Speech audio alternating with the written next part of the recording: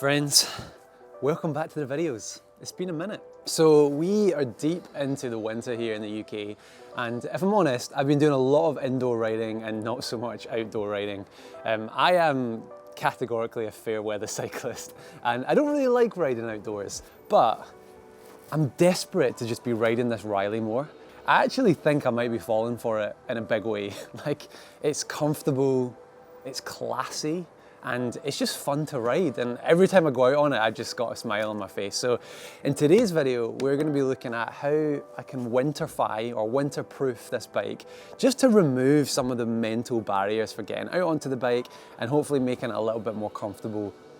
Okay, so the number one most important thing for me during the winter is to protect my bikes. And if you're not careful, winter will mess your bike up. You've got salt and grit and just general crap, and it gets everywhere and it can properly ruin your bike. So what I like to do over winter is establish a bit of a winter cleaning routine. Firstly, I clean the bike after every single ride. I try to do that immediately after the ride, but it doesn't always work like that. I went out on the bike yesterday and you can see that it's proper muddy, and I came home and it was pitch black, and so I didn't clean my bike then. But it's the next morning and I think that that's fine. But if you can, clean your bike after every single ride, because the grit and the salt and all of that is just actively working against grease and it's just getting into all the bits you don't want it to get into. And so the quicker you can do it, the better. I have done a full video on my YouTube channel for how I clean my bike. I'll link that somewhere around here. But for me, the most important thing is just making it quick. If it's gonna take you an hour to clean your bike, you're just not gonna do it. So if we can get it in that like 15-20 minute sweet spot, it's just an easy chore to do and you can fit it in pretty much after every single ride. I know that this isn't really like winter proofing, and we'll get to that in a minute and the stuff that I'm gonna add to my bike, but I think that this is like a really foundational step. Right, here's what I do. So the first thing that I do is I spray down the entire bike with this Fenwick bike cleaner. And then I basically just leave it to soak for a couple of minutes, just covering every single surface on the bike, including the discs. What this does is it basically just loosens up all of the dirt.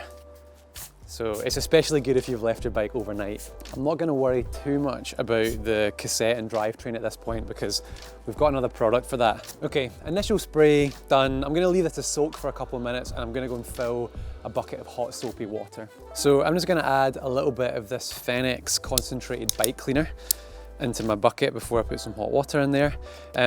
Historically, I've just used Fairy Liquid for hot soapy water, and I think it's fine. I just found more recently that I think it's quite aggressive, and so it starts to strip out the grease from like bearings and like screwed components, etc. And so I've gone to this bike cleaner because it's built for this purpose. It's slightly less aggressive, and so that would be my go-to, and the stuff from Fenwick is really good. But if you've not got any, then some Fairy Liquid is fine. So I'm gonna go stick some hot water in this. Okay, so I've got my hot soapy water, and that's just been a couple of minutes, so hopefully the bike cleaner will have worked into all of this stuff. I'm just gonna hose it down and try to get off just like all of the loose bits of dirt, mud, grit, all of that kind of stuff, because we don't want to start like scrubbing and cleaning the bike while it's still got grit and dirt on there. Now, just with that cleaner, the spray, and some hosing down, we're actually making quite a lot of progress towards a clean bike. Okay, so the next thing I'm going to do is I'm going to use this foaming chain cleaner from Fenwick. I discovered this product really recently and it's absolutely amazing. Just be mindful of the rear disc, but I basically just like to cover the cassette. You can be like really gentle with this. But yeah, cool. That's basically now covering everything. And so I'm just gonna leave that to sort of soak in while we clean the bike with the bucket and the sponge. The first thing I'll do is I've got a brush, just sort of like a standard scrub brush, and I'll sort of start with like the dirtier areas and the areas where I want to be sort of a little bit more aggressive. And then after that, I'll use this like microfiber cloth. So I'm just going to use this sponge now to go around the frame. One of the things that I love about titanium as a bike material is I've got like a few scratches and things like that, and there's some marks on here from the cables. And every now and then you can just take a little bit of Scotch-Brite, rub out the marks, and sort of take it back to normal. And so it's like, yeah, you don't have to worry about scratches and things like that, especially in winter, because you can just kind of like bring the frame back to its natural finish, which is just such a nice feature, because I am constantly bothered by like scratches and marks on my bike. It like gets to me for some weird reason, and so I really like that about titanium. Okay, so that's the frame done. So the last thing that I'm going to do is move to the drivetrain. So hopefully by now that degreaser is going to have worked wonders, and I can just use my brush to basically clean off all of the grime. Okay, and now what I'll do is I'll just basically hose the bike down again, making sure that we get all of the soap off. And then that's the bike pretty much clean. The last thing that I'll do is I'll wipe it all down with a microfiber cloth. It just helps the frame from not getting streaky, and also you can just get all the little last bits of dirt. In the winter as well, when it's colder, I always dry my bikes off in the house after I've finished drying them out here. But in the winter it's so easy for stuff to just get rusty because of how cold it is. So this is a really helpful step. And so we can do a little test to see how well that chain degreaser worked. So you see there that basically there's hardly any oil there that's come off the chain. Just tiny little bits, because that degreaser has worked so well. Wait a minute, let me show you how good this is. That is sparkling. Look at that drivetrain. That's brand new, that is. So that's me finished, my sort of 15-20 minute clean. What I'll do is just let it air dry out here for like another 20 minutes or something, pull it inside, let it dry properly, and then I'll re-lube the chain. And I've been using recently this Fenwick all-weather lube. I used to use like dry lube and wet lube, and I just found like with the dry lube, it would literally disintegrate with like a hint of moisture. And the wet lube was just so gross and grimy and just attracted so much, like it was like motor oil, like how much it just attracted to the drivetrain. Whereas this is amazing, it keeps the chain quiet in dry conditions and wet conditions. It doesn't attract dirt as much, and so the drivetrain is like cleaner after a ride. But then also, like I've just shown you, you can get it super clean with just a little bit of spray of that degreaser. And so I'm really enjoying using this, and if you've not tried it, I would recommend it. I'm not sponsored by Fenwick, although Fenwick, if you're listening, wouldn't mind it. But Reilly did send me up some of this stuff and a bit of a welcome kit. When you get a new bike with Reilly, you get like a Fenwick cleaning welcome kit, and so I've been really enjoying using that. Okay, we've got a clean bike, so let's get to some of the more winterproofing stuff now. Starting with mudguards. Mudguards are quite controversial. Like, some people love them and swear by them, and some people absolutely hate them. And I think, if I'm honest, I probably fit into the category of absolutely hating them. I don't really like how they look. You've got a beautiful bike, and then you're gonna go and attach some mudguards to it. I'm not a fan. But in the UK, even if it's dry at this time of year, the roads are still going to be wet, they're still going to be muddy, and they're still going to just cover you and your bike in a whole load of crap. And so you can go down the route of like ass savers. I've used those before, but they don't do the full job. If you want proper protection, you need proper mudguards. But I have done a little bit of research, and I found a pair of mudguards that don't look trash, basically.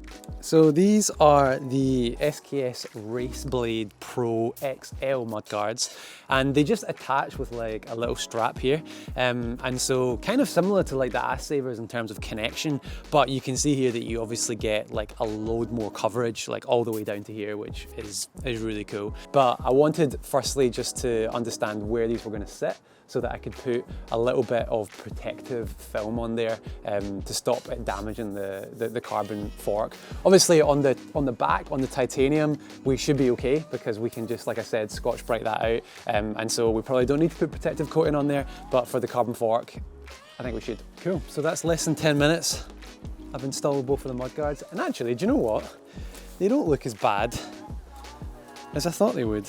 As far as mudguards go, they're pretty nice actually, and I quite like all of the adjustability that you get with them. So one of the things that stops me from going out my bike in the winter is the fear of crashing, like the fear of falling off, because the roads, especially in the UK at this time of the year, they are slippy, they are wet, they are muddy, they are greasy, and it's actually just really, really easy to fall off. So firstly, like, I am just genuinely extra careful when I'm hitting corners at this time of year. It's like, there's no need to hit a corner at speed. I am very cautious. But I also want to try a couple of extra things just to try and increase grip. And so I've got these GP 5000 4-season tires, which have a little bit more grip, and they've also got a little bit more puncture resistance as well. I'm now realizing the error of doing the mudguards before I did the tires.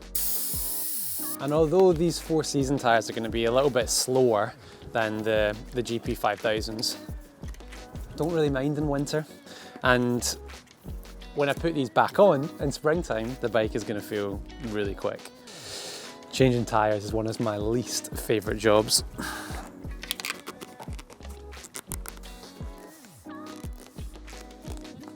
So these are also 32 mils, which are a little bit wider than the 28s that I had previously.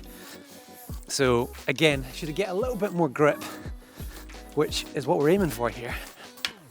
The other thing that I do in winter is I lower the pressure, the tire pressure. And obviously now that I've got 32 mils instead of 28 mils, I can lower the pressure even more. But yeah, like, lower pressures are just great because they're way more comfortable, and you're also going to increase your grip as well. Let's stick these back on.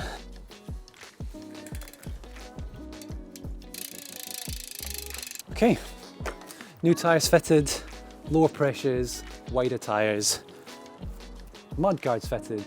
Now on to the last one. So similar to mudguards, I don't really like the look of having lights on my bike. And so I think in summer, like, I only really put them on if I know I'm going to be riding in the dark. But with winter here, we've got probably like 3.5 hours of daylight, or at least that's what it feels like a day. And so really, lights should just be a non-negotiable. I went for a ride yesterday, and due to like a couple of unforeseen stops, we ended up getting back in the dark, and I just forgotten to put the front light on my bike. And it was a nightmare. I had to change my route on the way home to avoid like major roads and stuff like that. And so I just think in winter, keep your lights on your bike at all times. Even if you're going out first thing in the morning, you sort of never know what's going to happen. I don't think you need to go mad when it comes to lights. I think that there's a few things that I really like. Personally, I don't like attaching things to the handlebars. And so I've got this GoPro mount on the underside of my computer mount, and I attach my light to that, and that I think is really nice. Like, it looks clean, it's unobtrusive, it's away from your hands, and so I really like that. With regards to like the strength of the light, really I think it's a budget thing, but as long as you're seen, that's the most important thing. But I also like a light that kind of lights up a bit of the path in front of you as well, just because if you're out in gravel trails or something like that, you might not be able to see the track in front of you if it gets dark. And then for the rear, I just go for these kind of little strip lights. They're super easy to add to your bike. It literally takes 10 seconds. Just keep your lights attached to your bike at all times in winter. It's just the best thing to do. So with all of that in place, I've now hopefully removed some of the mental barriers to getting out on the bike, and I'm just going to be more comfortable when I do eventually get out there. I hope you've enjoyed this video. Let us know down in the comments below, what are your like winter-proofing things? If I missed anything, what is like absolutely essential for you? And I'll see you in the next one. Cheers.